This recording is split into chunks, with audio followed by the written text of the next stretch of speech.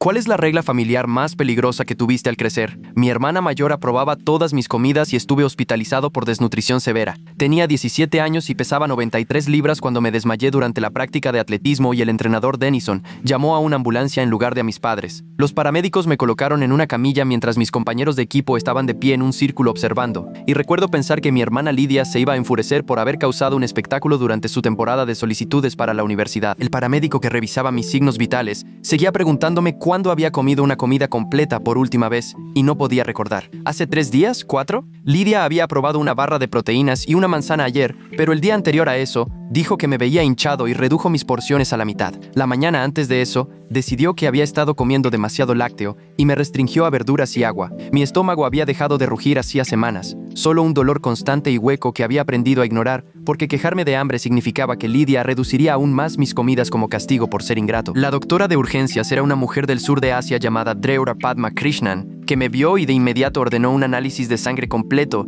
y comenzó a hacer preguntas que hicieron que mis manos temblaran. ¿Cuánto tiempo has estado restringiendo tu ingesta de alimentos? ¿Tus padres son conscientes de tus patrones alimenticios? ¿Te han diagnosticado un trastorno alimenticio? Intenté explicar que no tenía un trastorno alimenticio, que mi hermana controlaba mis comidas como parte de un plan de bienestar familiar, que mis padres confiaban en su juicio porque estaba estudiando ciencia de la nutrición en la universidad. La expresión de la Dra. Krishnan cambió de preocupación a algo más severo mientras me examinaba, notando mis costillas prominentes, el vello fino cubriendo mis brazos que mi cuerpo había crecido para conservar el calor, la forma en que mi ritmo cardíaco caía peligrosamente bajo cuando me sentaba. Ella salió de la habitación y regresó con una trabajadora social llamada Monique Dubois y un oficial de policía llamado Sargento Félix Ortega, y supe de inmediato que todo iba a cambiar de maneras que no podía controlar. La regla comenzó cuando tenía 11 años y Lidia 15, justo después de que volvió de un campamento de verano, donde había aprendido sobre comer limpio y optimización de la nutrición. Reunió a la familia en la sala y presentó una presentación de diapositivas que había creado sobre los peligros de los alimentos procesados, la adicción al azúcar y la obesidad infantil. Mis padres estaban sentados en el sofá asintiendo mientras Lidia pasaba las diapositivas que mostraban estadísticas sobre diabetes y enfermedades del corazón, fotos de comidas saludables versus no saludables y un plan de comidas familiar propuesto que había pasado horas investigando. Ella estaba tan apasionada y articulada usando términos como índice glucémico y proporciones de macronutrientes, explicando cómo quería ayudar a nuestra familia a tomar mejores decisiones. Mis padres estaban impresionados por su iniciativa y conocimiento, orgullosos de que su hija mostrara tanto interés maduro en la salud y el bienestar. Cuando Lidia sugirió que se encargara de la planificación de comidas para toda la familia, aceptaron de inmediato. Al principio, los cambios no fueron extremos. Lidia reemplazó el pan blanco por integral, cambió cereales azucarados por avena y añadió más verduras a la cena. Comenzó a llevar un diario de comida para la familia, registrando lo que cada uno comía y haciendo ajustes basados en su investigación. Mis padres elogiaron su dedicación y me dijeron que tenía suerte de tener una hermana mayor tan conocedora que cuidaba de mi salud. Pero en 3 meses, el enfoque de Lidia cambió casi por completo a mi dieta mientras permitía que mis padres comieran relativamente normal. Dijo que estaba en una edad crítica para desarrollar hábitos saludables, que los chicos de mi edad eran propensos a elecciones alimenticias pobres, que los seguirían hasta la adultez Z. Convenció a mis padres de que necesitaba una supervisión más estricta que ellos, porque todavía estaba creciendo y formando mi relación con la comida. Aceptaron este razonamiento sin cuestionar porque Lidia tenía calificaciones perfectas, ocupaba puestos de liderazgo en 3 clubes y ya había recibido cartas de reclutamiento de universidades de prestigio. Para cuando cumplí 12 años, Lidia había implementado un sistema en el que tenía que obtener su aprobación antes de comer cualquier cosa. Mantenía nuestra despensa y refrigerador cerrados con candados que había instalado ella misma, manteniendo las únicas llaves en una cadena alrededor de su cuello. Cada mañana antes de la escuela, empacaba mi almuerzo basado en lo que ella decidía que necesitaba ese día,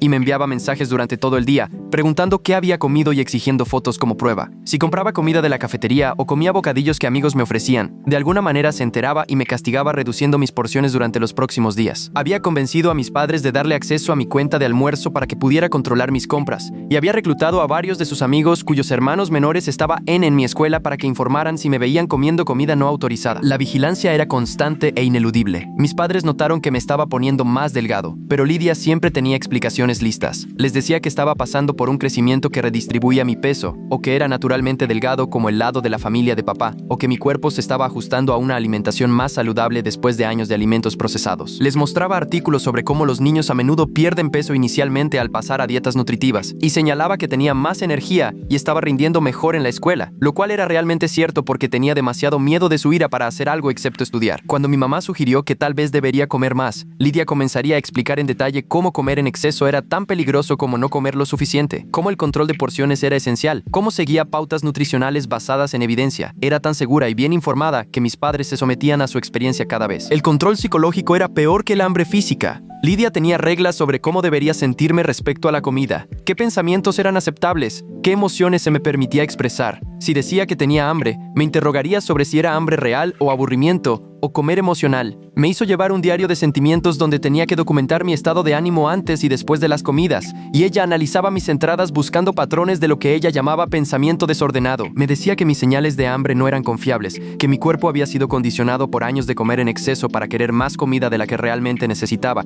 que tenía que confiar en su juicio en lugar de mis propias sensaciones. Decía que aprender a ignorar el hambre era una habilidad valiosa, que las personas exitosas no dejaban que las incomodidades físicas controlaran sus elecciones. Enmarcó la restricción de alimentos como una forma de disciplina y automejoramiento, haciéndome sentir débil y deficiente cada vez que luchaba con sus reglas. Cuando cumplí 14, comencé a tener problemas médicos que mis padres no pudieron ignorar. Estaba constantemente agotado, me quedaba dormido en clase y me costaba completar tareas básicas. Mi cabello empezó a caerse en mechones que tapaban el desagüe de la ducha. Me mareaba cada vez que me levantaba muy rápido, viendo puntos negros que a veces me hacían tropezar contra las paredes. Siempre tenía frío, usando sudaderas y chaquetas incluso en verano, porque mi cuerpo no podía regular su temperatura adecuadamente. Mi concentración estaba afectada, tardando 3 veces más en leer las tareas, porque no podía concentrarme en las palabras. Pero cada vez que mis padres sugerían llevarme al médico, Lidia insistía en que eran problemas normales de adolescentes, que me estaba quedando despierto demasiado tarde en mi teléfono, que probablemente tenía alergias estacionales o necesitaba más sueño. Prometió ajustar mi plan de comidas para abordar los síntomas, añadiendo suplementos específicos o eliminando posibles alimentos desencadenantes, creando la ilusión de que me ayudaba activamente, mientras en realidad empeoraba las cosas. En mi primer año de secundaria, me uní al equipo de atletismo porque correr era una de las pocas actividades que Lidia aprobaba y que no requería comer con otras personas. Le gustaba que quemara calorías y se alineaba con su narrativa sobre salud y condición atlética, pero mi desempeño era terrible. No podía terminar las carreras de práctica sin detenerme a recuperar el aliento y era constantemente la persona más lenta del equipo. El entrenador Denison me llamó a un lado después de la tercera semana y preguntó si me sentía bien, si tal vez debería ver a un médico antes de continuar. Le dije que estaba bien, solo fuera de forma, y él se mostró escéptico pero me dejó seguir entrenando. En los meses siguientes me volví más débil en lugar de más fuerte. Mi tiempo se volvió más lento, mi resistencia disminuyó y comencé a experimentar calambres musculares que me dejaban incapaz de caminar sin cojear. Pero seguí asistiendo porque correr me daba 3 horas lejos de la vigilancia de Lidia, 3 horas donde podía existir sin que ella controlara mi comida y mis pensamientos. El colapso ocurrió un miércoles en octubre durante una vuelta de práctica rutinaria. Estaba corriendo alrededor de la pista sintiéndome mareado, pero empujando a través de ello porque detenerme significaría admitir debilidad y debilidad significaba que Lidia reduciría aún más mi comida.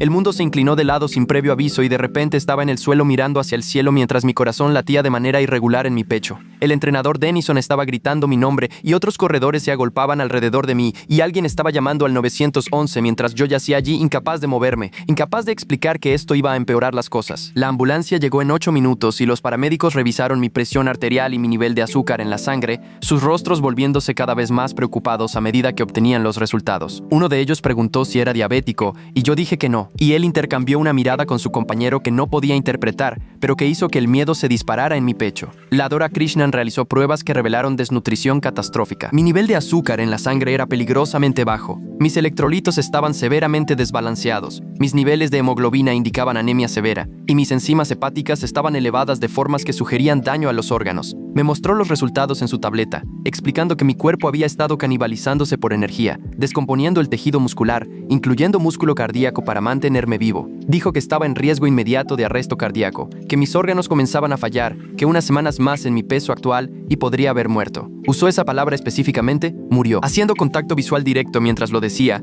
para que entendiera que esto no era una exageración o una precaución médica. Dijo que necesitaba ser admitido de inmediato para rehabilitación nutricional y evaluación psiquiátrica. Y cuando intenté protestar que no necesitaba ayuda psiquiátrica, me dijo que cualquiera que hubiera normalizado este nivel de inanición necesitaba apoyo psicológico. Monique Dubois me hizo preguntas detalladas sobre mi vida en casa, mientras el sargento Ortega tomaba notas. Les expliqué el sistema de aprobación de comidas, los armarios con candados, la vigilancia constante, los castigos por comer comida no autorizada. Les conté sobre el diario de comida que Lidia me hizo llevar, las fotos que tenía que enviar comprobando que solo había comido lo que ella permitía, la forma en que me interrogaba sobre mis niveles de hambre y estado emocional. Monique preguntó por qué mis padres padres no habían intervenido, y dije honestamente que confiaban en el conocimiento nutricional de Lidia, que ella era la niña dorada que no podía hacer nada malo, que pensaban que ella me estaba ayudando a desarrollar hábitos alimenticios saludables. El sargento Ortega preguntó si tenía alguna documentación del control de Lidia sobre mi comida, y saqué mi teléfono mostrándole miles de mensajes de texto donde Lidia dictaba mis comidas, analizaba mis elecciones alimenticias y amenazaba con consecuencias si desobedecía. Su mandíbula se tensó mientras pasaba por meses de mensajes y pidió permiso para fotografiar la pantalla de mi teléfono como prueba. Mis padres llegaron al hospital 40 minutos después de que fui admitido, traídos por una enfermera que los había llamado usando la información de contacto de emergencia de mis registros escolares. Mi madre entró en la habitación llorando y tratando de abrazarme mientras mi padre se quedó al final de la cama luciendo confundido y enojado. Ladrar. Krishnan los interceptó antes de que pudieran abrumarme, guiándolos por el pasillo para una conversación privada que pude escuchar a través de la puerta parcialmente cerrada. Les dijo que su hijo pesaba 93 libras a una altura de 5 pies 8, que estaba severamente desnutrido y había sido sistemáticamente desnutrido durante años, que tenía daño a los órganos que podría ser permanente. La voz de mi madre se alzó en shock, diciendo que era imposible, que Lidia me estaba alimentando con comidas saludables, que siempre había sido naturalmente delgado. La voz de la Drora. Krishnan se volvió más fría a medida que explicaba que no había nada natural en un niño de 17 años, cuyo cuerpo se estaba comiendo a sí mismo para sobrevivir, y que los servicios de protección infantil ya habían sido contactados. Lidia llegó 20 minutos después, irrumpiendo en mi habitación del hospital con rabia en su rostro que apenas intentaba ocultar. ¿Qué les dijiste? ¿Qué mentiras inventaste? Su voz era baja y viciosa, y me eché atrás contra las almohadas instintivamente. Te dije lo que pasaría si intentabas sabotear mi trabajo. Eres tan ingrato. ¿Tienes idea de cuánto tiempo he pasado tratando de ayudarte a desarrollar hábitos saludables?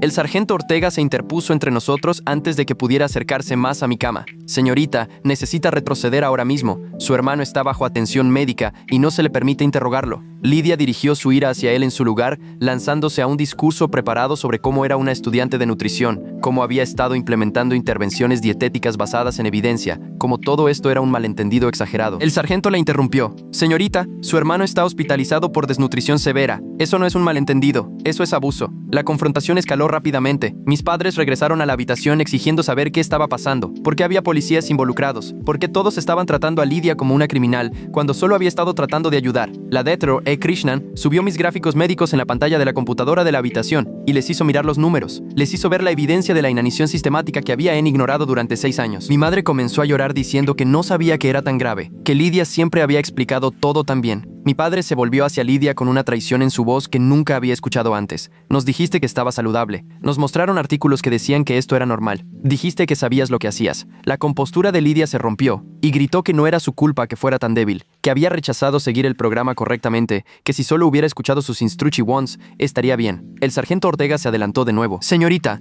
necesito que venga a la estación para responder algunas preguntas sobre el cuidado de su hermano. La investigación de los servicios de protección infantil comenzó de inmediato. Un trabajador social llamado Terrence Blackwood llegó al hospital esa noche y pasó 2 horas entrevistándome sobre el sistema de restricción alimentaria, tomando notas detalladas sobre cada aspecto del control de Lidia. Preguntó si podía ver los mensajes de texto, el diario de alimentos, cualquier otra documentación del abuso. Le mostré todo, 6 años de evidencia guardada en mi teléfono y en un cuaderno que había mantenido oculto en mi casillero escolar. Terrence fotografió cada página, su expresión volviéndose más sombría con cada entrada, mostrando las restricciones crecientes de Lidia y mis desesperadas súplicas por más comida. Preguntó sobre la participación de mis padres y le expliqué que habían facilitado todo al confiar en la supuesta experiencia de Lidia, al creer sus explicaciones sobre mis quejas, al darle autoridad completa sobre mi nutrición. Terrence me dijo que no iba a volver a casa, que estaba siendo colocado en custodia protectora de emergencia mientras investigaban, y que tanto Lidia como mis padres enfrentarían consecuencias legales por lo que habían permitido que sucediera. La rehabilitación nutricional fue extenuante. Mi cuerpo no podía manejar comida normal después de años de restricción,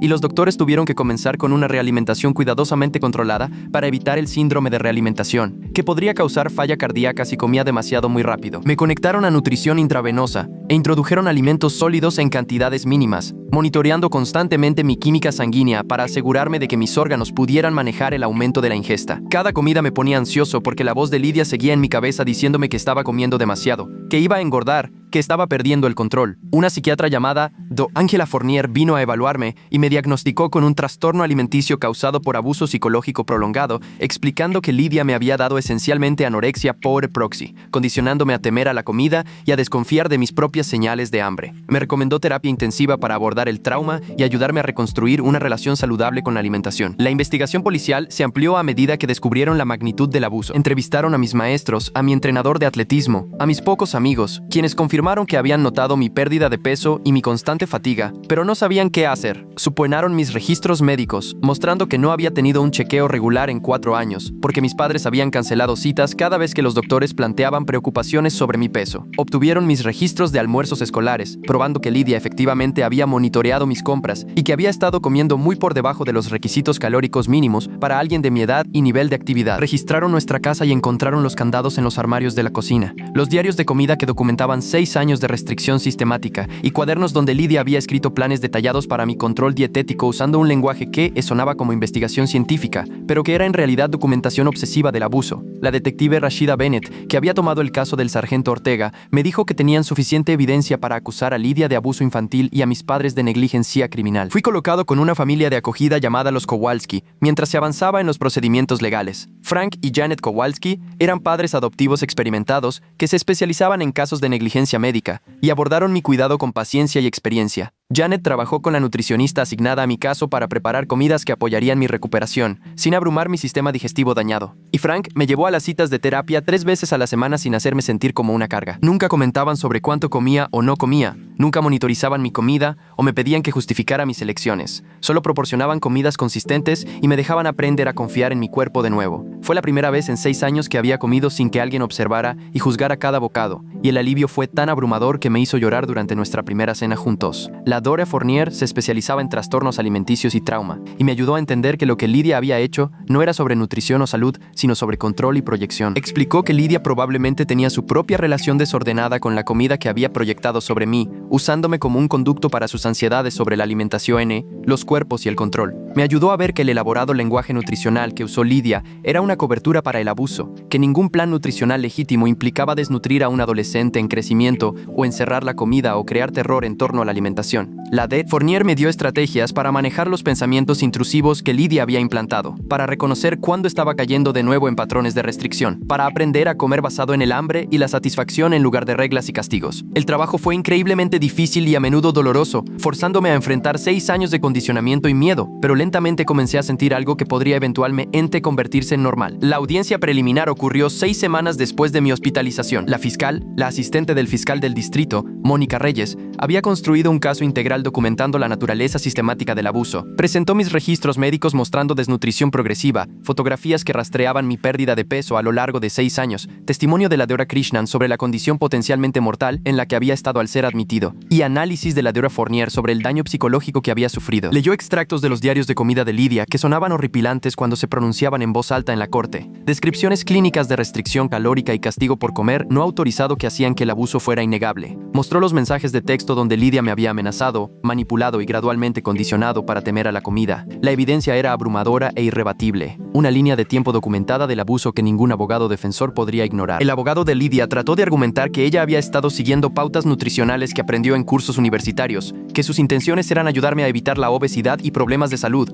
que simplemente había sido excesiva en su aplicación de la ciencia nutricional. Mónica Reyes destruyó esa defensa al presentar a un verdadero dietista registrado llamado Dr. Philip Kruma, quien testificó que nada de lo que había hecho Lidia se asemejaba a un cuidado nutricional legítimo, que había violado todos los principios básicos de la nutrición adolescente, que sus acciones eran consistentes con alguien que infligía un trastorno alimenticio a otra persona. Explicó que los chicos adolescentes en crecimiento necesitan una ingesta calórica sustancial para apoyar el desarrollo, que las restricciones de Lidia habían sido peligrosamente inadecuadas desde el principio y que ningún nutricionista creíble recomendaría jamás encerrar la comida lejos de un niño o usar castigo para controlar el comportamiento alimentario. Dijo directamente que el tratamiento de Lidia hacia mí constituía hambre deliberada, disfrazada de lenguaje científico. Mis padres estaban sentados en la sala del tribunal luciendo destruidos, su exitosa hija revelada como una abusadora y su crianza expuesta como catastróficamente negligente. Su abogado trató de argumentar que habían confiado en la experiencia de Lidia de buena fe, que no habían comprendido la gravedad de lo que estaba sucediendo, que habían creído en sus explicaciones sobre mi salud. Pero Mónica Reyes presentó evidencia que mostraba que varias personas habían expresado preocupaciones a mis padres a lo largo de los años, incluyendo maestros, mi pediatra antes de que las citas se detuvieran e incluso algunos de sus propios amigos que habían comentado sobre mi pérdida de peso. Mostró correos electrónicos donde mis padres habían defendido a Lidia y desestimado preocupaciones, mensajes de texto donde la habían felicitado por su dedicación a mi salud y registros que mostraban que habían facilitado activamente su control al darle acceso financiero para gestionar mis compras de comida. Los rostros de los jueces se endurecieron a medida que la evidencia se acumulaba y pude pude ver que estaban perdiendo cualquier simpatía que pudieran haber tenido por sus afirmaciones de ignorancia. Testifiqué el segundo día de la audiencia caminando hacia el estrado sintiéndome débil, a pesar de semanas de realimentación porque mi cuerpo aún se estaba recuperando de años de daño.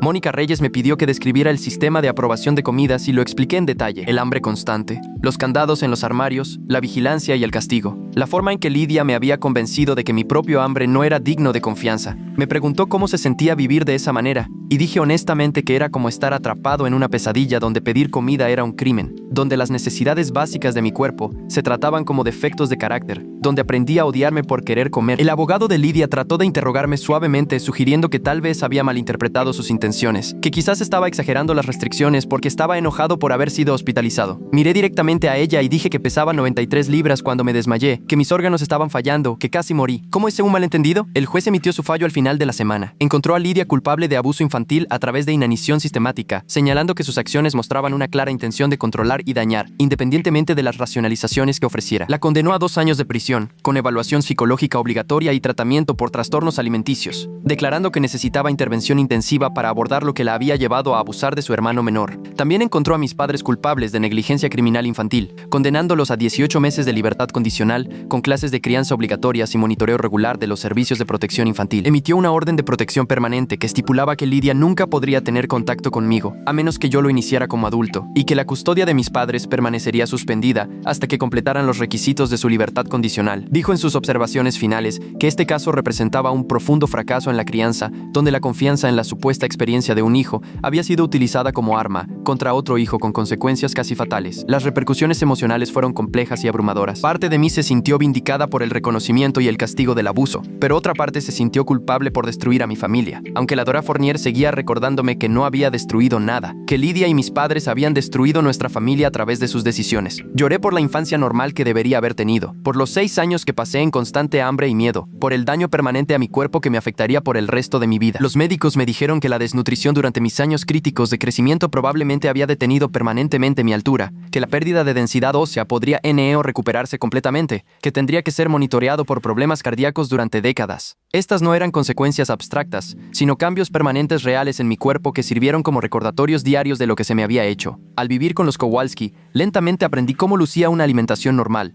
Janet preparaba comidas y las servía sin comentarios, dejándome comer tanto o tan poco como quisiera sin juicio. Cuando luchaba con ansiedad sobre la comida, ella se sentaba conmigo y hablaba sobre los sentimientos sin intentar solucionarlos o convencerme de que estaban mal. Frank me enseñó a cocinar, dándome habilidades prácticas mientras también me ayudaba a reconstruir la confianza con la comida como algo neutral en lugar de amenazante. Celebraban pequeñas victorias cuando pedía segundos sin miedo o cuando probaba un nuevo alimento sin caer en pánico. Nunca presionaron, nunca monitorearon, nunca hicieron del comer un espectáculo o una prueba. Fue la primera vez que la comida había sido solo comida en lugar de un arma o una fuente de terror, y aprender a existir en ese espacio se sintió como aprender a respirar después de años de asfixia. Terminé la secundaria viviendo con los Kowalski, tomando tiempo extra para recuperar los créditos que había perdido mientras estaba hospitalizado y recuperándome. Mis calificaciones mejoraron drásticamente una vez que estaba recibiendo nutrición adecuada y mi cerebro podía funcionar correctamente, y descubrí que en realidad era bastante bueno en biología y química cuando tenía la energía para concentrarme. Mi consejero universitario sugirió que considerara la nutrición o la medicina dada mis experiencias, pero la idea de cualquier cosa relacionada con la ciencia de la alimentación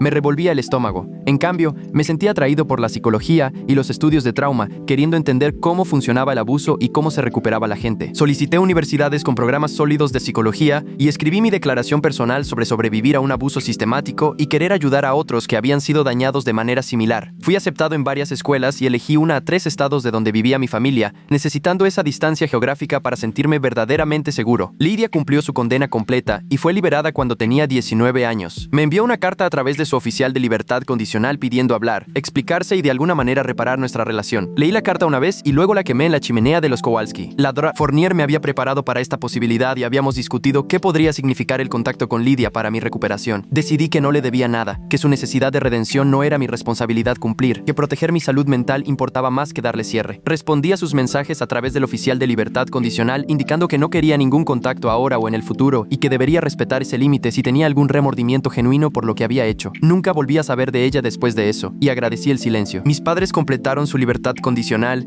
y también intentaron ponerse en contacto contacto, enviando correos electrónicos y cartas expresando arrepentimiento y pidiendo otra oportunidad. Sus mensajes estaban llenos de disculpas y explicaciones sobre cómo no habían entendido, cómo habían confiado en la persona equivocada, cómo querían enmendar las cosas, pero su remordimiento se sentía vacío porque había requerido una orden judicial y condenas penales para que vieran lo que habían permitido. Habían elegido creer a Lidia sobre mí durante 6 años, habían desestimado mi sufrimiento como dramatismos, habían priorizado su supuesto conocimiento sobre mi supervivencia. La Dora Fournier me ayudó a comprender que el perdón era opcional, que no tenía que reconciliarme con las personas que habían fallado en protegerme solo porque ahora lamentaban. Respondí a sus mensajes una vez, agradeciéndoles por la disculpa, pero explicando que no estaba listo para una relación y que quizás nunca lo estaría. Podían vivir con esa incertidumbre de la manera en que yo había vivido con 6 años de hambre. Me gradué de la universidad con honores y entré directamente en un programa de posgrado especializado en trastornos alimenticios y trauma familiar. Mi investigación de tesis se centró en el abuso que utilizaba el control de alimentos como un arma, documentando casos similares al mío, donde hermanos o padres habían utilizado la nutrición en contra de los niños. La investigación fue emocionalmente difícil, pero también catártica, transformando mi experiencia en algo que podría ayudar a otros a reconocer y escapar de situaciones similares. Mi asesor, el Dr. Kwame Ossi, era un especialista en abuso de sistemas familiares, y me ayudó a desarrollar marcos para identificar el control disfrazado de cuidado, para reconocer cuándo las intervenciones de salud supuestas eran en realidad herramientas de dominación. Publicamos artículos juntos que llamaron la atención en las comunidades de trabajo social y salud mental, y comencé a recibir invitaciones para hablar en conferencias sobre cómo sobrevivir al abuso nutricional. 10 años después de mi colapso, estaba trabajando como terapeuta especializada en trastornos alimenticios cuando recibí un referido para un niño de 14 años llamado Caleb, cuya madre había estado controlando su ingesta de alimentos durante años bajo la apariencia de prevenir la obesidad infantil. Leer sus formularios de admisión fue como leer mi propia historia con diferentes nombres. Su madre monitoreaba todo lo que comía, lo castigaba por comer alimentos no autorizados y había convencido a su padre de que simplemente estaba siendo una buena madre al enseñarle a controlar las porciones. Caleb estaba por debajo de su peso, luchando en la escuela, y había desarrollado una intensa ansiedad en torno a la alimentación. Pasé nuestra primera sesión simplemente escuchándolo describir la constante hambre y miedo, y cuando terminó, le dije algo que desearía que alguien me hubiera dicho antes. Lo que te está sucediendo no se trata de salud o nutrición, se trata de control, y mereces algo mejor. Le ayudé a construir un caso que eventualmente resultó en la intervención de servicios de protección infantil, y su madre enfrentando consecuencias similares a las que enfrentó Lidia. Verlo recuperarse se sintió como una sanación retroactiva de mi propio trauma. Construí una carrera, ayudando a sobrevivientes de abuso relacionado con la comida. Personas cuyas familias habían utilizado la alimentación en su contra bajo diversas justificaciones.